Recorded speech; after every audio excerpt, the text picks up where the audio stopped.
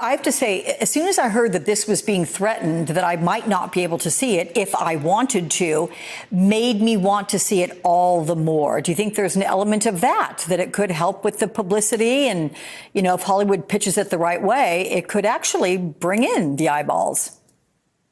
Look, I think, Alex, you're totally right. If you see a poster on a building hoarding that says, The Apprentice, the movie Donald Trump doesn't want you to see. How many people do you think are going to want to go see that movie for obvious reasons? Actor Sebastian Stan is playing Donald Trump in a new movie called The Apprentice, but Trump is trying to stop the film from being seen by the public. Some people have seen it, though. It's already received positive critical feedback from media journalists who saw the film at festivals like Cannes, Telluride, and Toronto. And the film is set to be released in theaters on October 11th, just a few weeks before Election Day. Let's talk about the new movie, The Apprentice. It's a drama depiction of Donald Trump's early years as a New York real estate mogul. It's getting some pretty good reviews, but it does not always portray Donald Trump in a flattering light. And the Trump campaign, as you know, threatened to sue its filmmakers. Any updates, Dom, on where The Apprentice stands today and potential legal action? Well, as is so often with Donald Trump and the Trump campaign, puff and puff, but they don't blow the house down. This was a threat. The threat was given a May 27th deadline. That deadline has come and gone. It's not quite an October surprise because the movie isn't coming from either American political party. Also, I doubt any Trump supporters will go see this movie, so it's unlikely to sway their stance on him as a presidential candidate. The filmmaker isn't even American. Ali Abbasi is an Iranian-Danish filmmaker, and he currently lives in Copenhagen. He's made some Danish movies, he's made some Iranian movies. He made a Swedish movie called Border a few years ago. I actually saw that movie. It was crazy. I think it was good. It was certainly different. Maybe go see it. I don't know what you're into, but I don't know. It was an interesting movie. However, most people might recognize him from The Last of Us. He directed the last 2 episodes of the show's first season. When I first heard about this movie, I just assumed it would be an Adam McKay film, but admittedly that might just have been because Jeremy Strong is involved. Jeremy Strong plays opposite Stan's Donald Trump as Roy Cohn, the American lawyer who is perhaps best known for serving as Senator Joseph McCarthy's chief counsel during McCarthy's infamous Red Scare of the 1950s. He was also incredibly active during the Lavender Scare, which targeted and persecuted gay people in government, despite Cohn himself having been known to be gay. Cohn died in 1986 of AIDS, and up until his death, he insisted that he was actually dying of liver cancer because of the implications of AIDS at the time.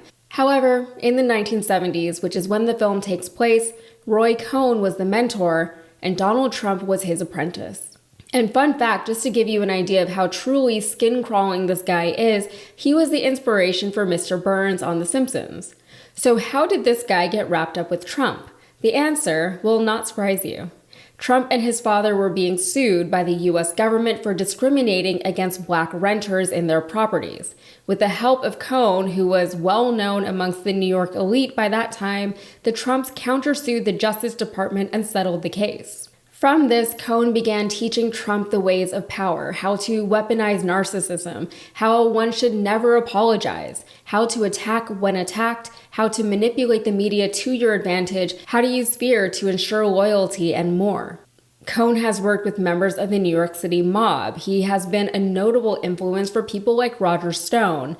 And speaking of loyalty, despite Cohn's name not really coming up very often anymore, when Attorney General Jeff Sessions recused himself from the investigation into Russian interference during the 2016 presidential election, Trump, according to reporting from the New York Times, quote, erupted in anger in front of numerous White House officials, saying he needed his attorney general to protect him.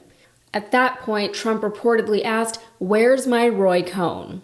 A short teaser clip has just been released from the film. We can't show it to you here, but you can look it up and watch it for yourself. The scene shows Strong's Cohn in the back of a car with Stan's Trump, with Cohn coaching Trump through a call, advising him to be more grandiose, more hyperbolic, but still humble, sort of. In the clip, you see a young Trump struggling to grasp the cadence of exaggerated speaking that he has since become known for, but you can see how he morphed from what may have been a somewhat normal guy who happened to inherit millions of dollars from his family to whatever Trump is today. Between mentors like Cohn and his father, Donald never stood a chance, and perhaps he didn't want to. Perhaps Trump today is exactly who he always wanted to be. But if that is the case, he and his people don't seem to want you to know that. For one, billionaire and Trump supporter Dan Snyder, who indirectly helped to finance the film, tried to block it from coming out.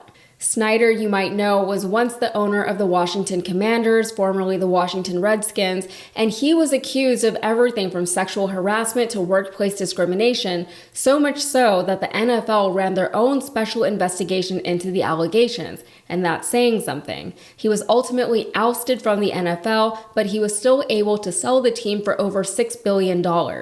Anyway, Snyder's stake in the film was bought out, so his efforts to block the film didn't get him very far. And according to reporting from the Daily Beast, Trump has said that he plans to sue the filmmakers. He's particularly upset about a scene in the film depicting Trump raping his first wife, Ivana Trump. The film also shows Trump, who is famously sober and doesn't know what cocaine is like, allegedly, indulging in amphetamines. And Trump spokesperson Stephen Chung told the Daily Beast, "We will be filing a lawsuit to address the blatantly false assertions from these pretend filmmakers. This garbage is pure fiction which sensationalizes lies that have long been debunked." Well, the movie is out there now, and it's getting Oscar buzz. Jeremy Strong is said to have given an Oscar-worthy performance as Roy Cohn, and honestly, I wouldn't expect any less from him. Will any of this have any impact on the November election, though? It's hard to say, and it would be hard to track something like that. This isn't the first time a groundbreaking movie has come out prior to an election either. There was the film Where's My Roy Cohn that came out in January of 2019, not immediately before an election, but it was out there. There was also Sacha Baron Cohen's Borat subsequent movie film that released in 2020 just before the election. Just a reminder, that was the movie that gave us Rudy Giuliani talking to an underage girl with his hands down his pants. But did people not vote for Trump because of that movie? Did Biden win in 2020 because of that movie? Who knows? And of course, this is a movie, it's not a documentary, and even with documentaries, you have to be careful of bias. What was included and why? What was left out and why? What are the motives driving the people involved in the project, etc., etc.? Movies can be inspired by true events, but the framing of those events is critical as far as how those events are received and understood.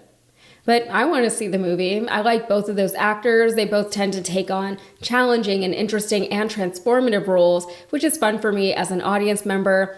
Ali Abbasi, as I said, I've only ever seen one of his other movies, and it was wild, so I'm curious to see what he does with a less fantastical premise. All right, that's it for me. If you got anything out of this, please like the video and subscribe to the channel for more. Bye.